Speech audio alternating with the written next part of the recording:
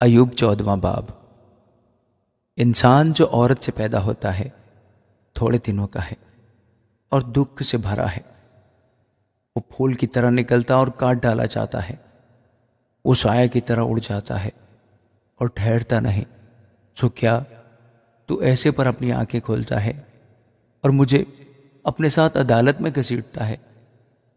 ناپاک چیز میں سے پاک چیز کون نکال سکتا ہے؟ کوئی نہیں۔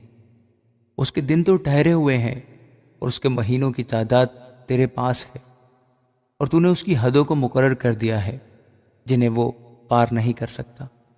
سو اس کی طرف سے نظر ہٹا لے تاکہ وہ آرام کرے، جب تک وہ مزدور کی طرح اپنا دن پورا نہ کر لے۔ کیونکہ درخت کی تو امید رہتی ہے کہ اگر وہ کاٹا جائے تو پھر پھوٹ نکلے گا، اور اس کی نرم نرم ڈالیاں موقوف نہ ہوں گی۔ اگرچہ اس کی جڑ زمین پر پرانی ہو جائے اور اس کا تنا مٹی میں گل جائے، تو بھی پانی کی بو پاتے ہی وہ شگوفے لائے گا اور پودے کی طرح شاخیں نکالے گا۔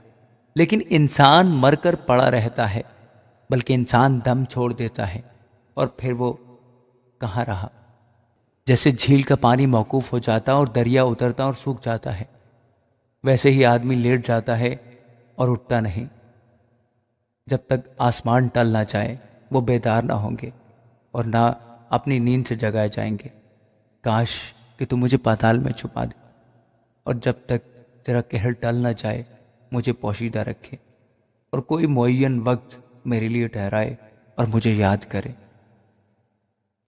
اگر آدمی مر جائے تو کیا وہ پھر جیے گا؟ میں اپنی جنگ کے کل ایام میں منتظر رہتا، جب تک میرا چھٹکارا نہ ہوتا۔ تو مجھے پکارتا اور میں تجھے جواب دیتا۔ تجھے اپنے ہاتھوں کی صنعت کی طرف رغبت ہوتی، پر اب تو میرے قدم گنتا ہے۔ کیا تو میرے گناہ کی تاک میں لگا نہیں رہتا؟ میری خطا تھیلی میں سربے مہر ہے، تو نے میرے گناہ کو سی رکھا ہے۔ یقیناً پہاڑ گرتے گرتے معدوم ہو جاتا ہے اور چٹان اپنی جگہ سے ہٹا دی جاتی ہے۔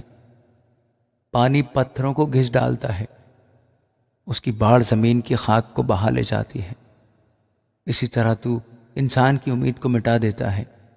تو سدا اس پر غالب ہوتا ہے، سب وہ گزر جاتا ہے۔ تو اس کا چہرہ بدل ڈالتا اور اسے خارج کر دیتا ہے۔ اس کے بیٹوں کی عزت ہوتی ہے پر اسے خبر نہیں۔